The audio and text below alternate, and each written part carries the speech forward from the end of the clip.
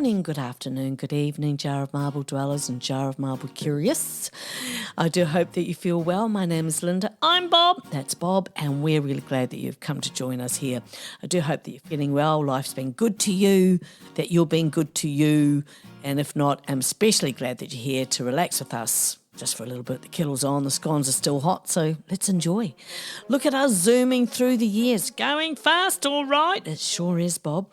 This year, this week, probably the year, but anyway, this week, I'm answering a request from a dweller who emailed me asking for me to talk a little bit about closing that chapter.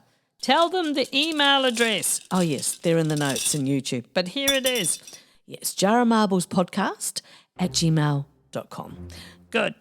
Hashtag closing that last chapter. Time to leave it in the past. That book is done if you stop writing in it. You're in a brand new volume, so feel free to reimagine everything, whether it's with a partner, family, friend, project, or boss ending a relationship. It's hard. Closing chapters on many things are often hard, even when it's beneficial.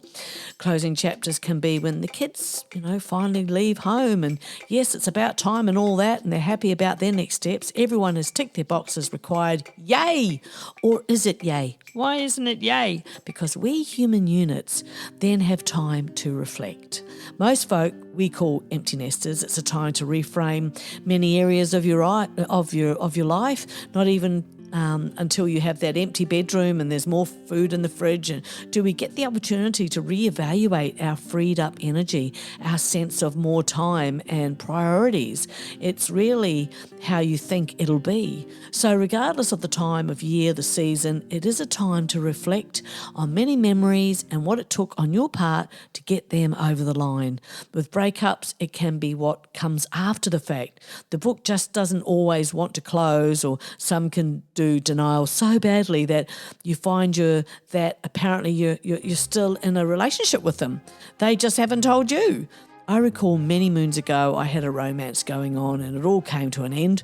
That was that. Well, I thought so. I was downtown one afternoon when people were coming up to me saying hi, and I kind of knew them, small town and all that, and following their hi with congratulations. I didn't think it was too strange because I'd not long found out that I had a lead role in South Pacific in a theatre production. Living in a small town since birth, this was not unusual. Friendliness, hellos from strangers was very normal. So I caught up with a group of my friends and they said congratulations to me, which was weird as they knew I had the role. In fact, a few of them were in the show themselves. So I asked, why the congratulations? Only to find out that apparently I'd gotten engaged. What? Really? Oh, yes, apparently. Exactly. Yes, to the guy I had broken up with. In fact, he had furniture on hire purchase and had an apartment which he was decking out for us both. The only problem was, of course, you had parted ways. That's right, Bob. But even harder can be what comes afterwards in breakups. While clean breaks do happen, sometimes we get stuck with unresolved feelings that seems to fill up all our empty spaces. It can be romantically called unfinished business, but mostly it's not. It's our insistence to keep picking at the scab before it's formed, the refusing to accept that it's over. Antonio Pascal Leone, clinical psychologist and head of the Emotion Change Lab at the University of Windsor in Canada, in a TEDx University of Windsor talk, said, most people think that moving on is just a matter of time. But if you feel devastated, it's not going to be as simple as sleeping it off like a bad hangover. Pascal Leone has been examining this process. He says, it turns out people who resolve these issues often go through 3 distinct steps. He adds, it's sort of a messy, non-linear, 2 steps forward, 1 step backward process, and you can get stuck anywhere in that pipeline. The good news is we also know a bit about how to get people unstuck from each of these spots. I thought that's just so interesting, and I can certainly relate to aspects of that. Hashtag closing that chapter. I mean, before the chapter closes, there is a sound that it's starting to close, but we mostly ignore it and put it down to, silly thinking. I don't even know if we even think that much. We can feel a gratitude to those we have been with, whether it be friendship or romantic. I hesitate to say romantic because many of my relationships were anything but romantic. Most were ultimately just really hard work and not in a good way, especially if you can see the writing on the wall or the can't or the won't. But when the relationship still has breath in it and you're still feeling brand new, like this is something that will or you hope will last forever, that sounds a bit romantic. Very, Bob. Not knowing that this was a transitional relationship to possibly prepare you for the next. I recall a relationship just like it, and I felt very early in the piece that it was transitional because he had stuff that he really had to work out, and so did I. And on the outside of it all, we looked like it could be a very serious relationship, but the cracks showed early and ultimately ended, and we both obviously moved on. And with hindsight's help, we can hear ourselves say things like some relationships should just be friendships. And I think there really is something to that. And it's such a shame because those kind of people in a friendship setting would have been great to have, in one's life. But we critters, we humans, we've still got such a way to go. And so suddenly you know that it is time to not only go, perhaps to start something new and trust the magic of new beginnings. And it is true to say that you can't start a new beginning if you're rereading the last one. Suddenly the corny sayings make sense. You can apply them to your life. Each day is a blank page, which it is any time. But when there is a stop, a finish, a break, this page looks not only blank, but it can look kind of intimidating because now you get to see that life has many chapters and that one back there is merely one of them that transported you to here. Oh, I like that. Yeah, me too. Yeah, how about a bit of an applause? Taking time to reflect so you think you need to close a chapter. Isn't it the worst? Is it? Or is it just reached a point where you know it has to happen? When closing a chapter, what you need most, it really is quiet time, a bit of time for reflection. A nice big thinky. That's right, Bob. Without it, you'd be doing what you've been doing in your old chapter, which would keep you from actually moving on. Oh, I like that. Yeah, but it's kind of true, Bob. Self-reflection leads you to get a better sense of who you are, know yourself deeper, both of which help you make better decisions and develop better relationships. I remember I had a friend once who said that, he'd noticed that people just go dive bombing into any kind of relationship, in any relationship, as long as they're in a relationship, because they were just running from themselves. They weren't taking any time just to stop and to be able to ask with real honesty, how they really feel and to be able to observe your patterns or observe how you conducted yourself in the old chapter or how it really actually was. No rose-tinted glasses. How was that old chapter? You no longer want to carry on the same. You've grown more. You feel so much better about your life and the old chapter just doesn't fit in. It's old. Its expiry date is more than due. There's mould on top. Maybe there's acceptance in the wings that just needed to happen. Accept what happened. Hashtag closing that chapter. When you take time to reflect, you'd realise exactly what happened. But you must accept what happened in order to move forward. Acceptance is truly seeing a situation as it is. It's about believing the reality of an event. None of that making it better than it ever was. That's how you stayed in that chapter. When you accept that something happened, you find better answers to your questions. It's hard, there's no doubt about it, but you can move on with a reason to let go of the hurt and well-earned lessons. I call it earning your stripes. Doesn't feel like that at the time. None of this growing stuff does, endings and all that. It's just awful. But after you are at a safe distance, you can see clearly and you can move into your life, into your new chapter with your stripes. And the likelihood of repeating patterns and however it or they pan out are less likely to reoccur. It's paradoxical, but your endings are your beginnings. Oh, that's true. It is. It absolutely is. And once I knew that, there was a spark of anticipation. I wouldn't go as far to say exciting, but I knew I was for sure on a new road and of my choosing. And even if the choice was not not to remain in a toxic situation and by me extracting myself, it would be done. There are so many ways to approach closing chapters, endings, but one thing is for sure, a few tips can't possibly hurt, and who knows, maybe there's a slice of something here that you can use or hold on to, or you've already done it and can totally relate. Our priorities can change, and that will definitely add up to changing how a chapter continues or ends. Sometimes you have to distance yourself. Sometimes people or situations can be holding you back, and that can be difficult. Always good if you can talk to someone you respect and value who will give you solid advice, or at least listen so you can get your thoughts out of your head. You will know what to do. Sometimes there's no easy out, no easy answer. Sometimes the going through is mighty difficult, but you have to practice a bit of mindfulness in as much as do what is right for you. Being mindful of your thoughts and feelings is paramount when closing a chapter in your life. #closing that chapter. Sometimes it can feel like constant scrutiny from the committee that no one elected. We have to make sure that we are not leading or agreeing with or cooperating with the committee that no one elected. In other words, we could be judge and juror of ourselves and not giving ourselves the benefit of allowing our life to change, to come out of metamorphosis and get on with that new chapter. Marissa Peer, a world-renowned psychologist, love her work, and it is while her work is simple, it's profoundly worthwhile looking at, and further to that, implementing in your life. Aside many things, she talks about collaborating with your mind. She talks about how we can firm partnerships with people, go into business with people. She says how smart it is to form a partnership with your brain. She talks about the brain, got my attention immediately, only one of my favourite subjects. After all, if I want to grow and change,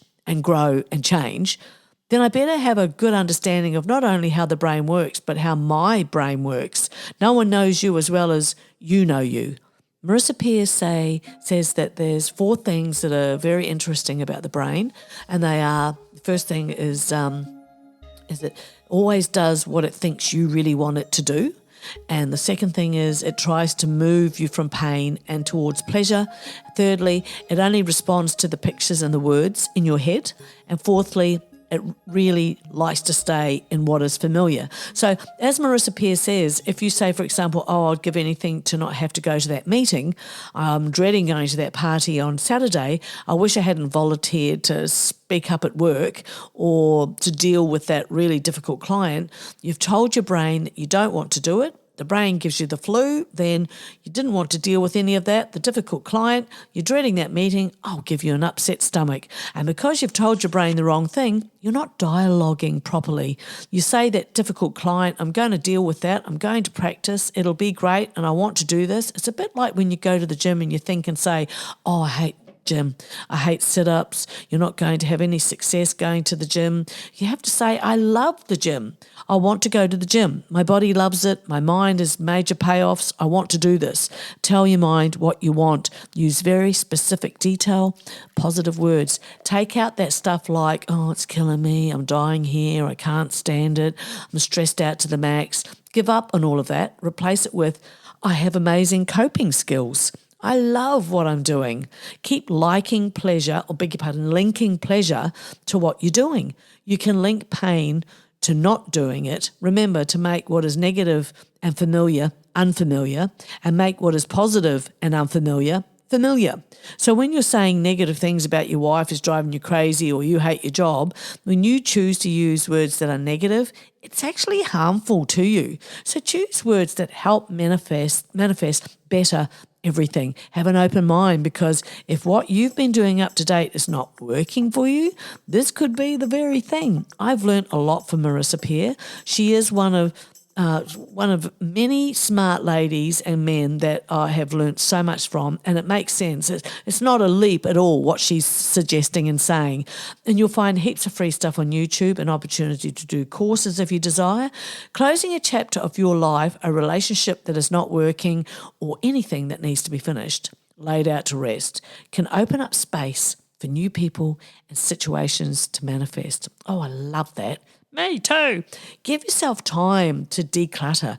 Get rid of stuff you might need to get rid of, photos out of frames or off walls. There may be decor that you need to get rid of. So many people finally admit how much they hated their choice of art or even plates in the kitchen. If you can afford it, and over time give yourself the chance to cleanse and recreate your environment, change it up, you'll benefit so much, and it's just so worth the effort. It's important to change different aspects, taking action and relish in the feeling of moving forward. Set a clear intention for yourself. This can be applied, of course, even when things haven't changed drastically, as in you're not closing a chapter. We all need a rev up, in a new direction on occasion, and keep life, your home, your bedroom, feeling refreshed and lighter. I feel like that when I vacuum and dust my bedroom and put fresh sheets and bedding on. The room is fresh and I sleep like a baby. Yeah, me too. Hashtag closing that chapter. You never hear anyone saying after a series of disasters and are enjoying a new chapter that it's overrated. It's always a fantastic buzzy feeling, and especially if you're the one that's driving the show, you get to pat yourself on the back. And what about a little bit of an applause? Yes, and why not? Sometimes you simply must be alone. That's a clear feeling, isn't it? But how many of us give ourselves that gift? Even if it is just taking yourself to a local park if you can't get away. But if you can just go somewhere for a little while, or even if you can actually get away, even better. It doesn't mean that there's anything wrong with you or your life. It is maybe you need the time and space to soul search. This really needs to be normalised. Maybe time to recover, think, reset, rest, and just be. It is a part of being happy and a healthy person. Closing that chapter means you can find new knowledge, be it through courses, be it through books, documentaries on subjects that fascinate you. Be stepping into what you really enjoy. You'll find yourself again, and you'll find at the least another part of you that is dying for air, dying to be voiced, possibly for the first time. As long as we are breathing, we can learn and be captivated. And I love that about life. Yeah, I really do. Yeah, me too. Yeah. Hey, what do you call an ant who fights crime? Tell me. A vigilante.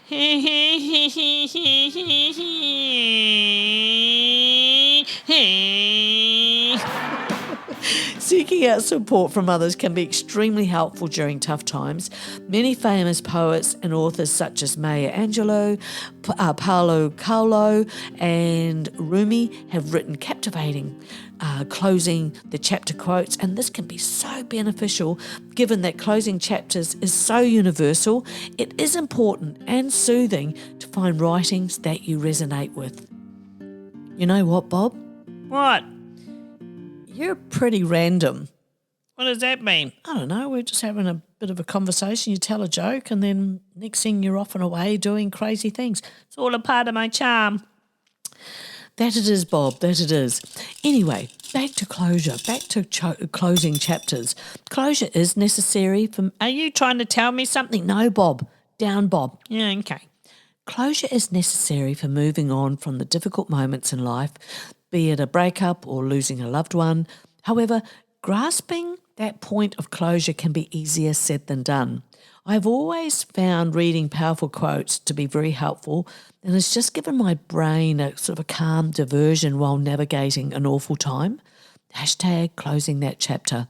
It can happen and has happened to me where amongst the passing of many months or possibly years, you may realise that you haven't closed a chapter.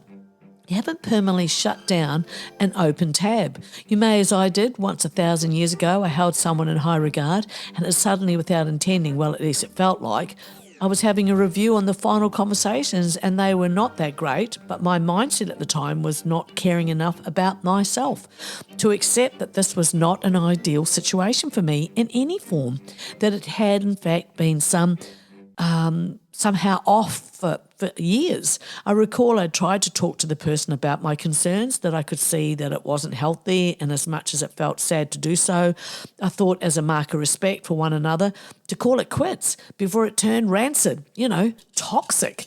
Forward 2 years and it was still a mess, and like an old rusty bike, each wheel fell off and the rest disintegrated back into the dirt. The shadow, the essence of the relationship was unrecognisable. It was time to walk away. It wasn't about fault and it still isn't. It was a chapter that needed to be closed. I realised I hadn't looked back at all, but found I needed to look at my own behaviours, where I was at that time in my life, because it held clues as to what was bugging me. It held clues and evidence of how much I'd grown since that time in my life. And I've got to say, it felt really, really great. The chapter, while physically closed for years, it had ended so messily that I had kept it at arm's length. I genuinely thought there was nothing to be gained from poking around in it, but when it kept showing up in my thoughts uninvited, I had a look, and I'm glad I did. And that chapter is closed, good and proper. I'm glad for all of it. Closing that chapter to not feel guilty for what's best for you. There are moments, clear, distinct moments where we feel like an aspect of our life has just blown up, is no more. I remember feeling this way some years ago about a friendship that meant the world to me, and as it was blowing up, Sydney was having crazy fires so bad that from hundreds of miles away, burnt leaves were blowing down the streets and in the air that was smoky, cindered and dry. My external world was matching my inner world. Forgive me for using a bit of artistic license, but looking back, it seems more pertinent than ever, actually so obvious now, hindsight and all that. Now, many moons later, I'm aware of my self-worth as being challenged. That is to say, do I need to deepen it? You can't protect yourself from every possibility. The only certainty is change, and that is a comfort to me. Oddly, it is. Anywho, it's that time again. Another week has flown by as we zoom off into 2024. Are we saying goodbye? We are, Bob. Oh no, I didn't want to say goodbye. We'll be back, Bob. Thank you as always for joining us. Say good day to the family for me. Give the huntsman a tickle, and we'll see you next time, okay? Okay then. Bye. Goodbye.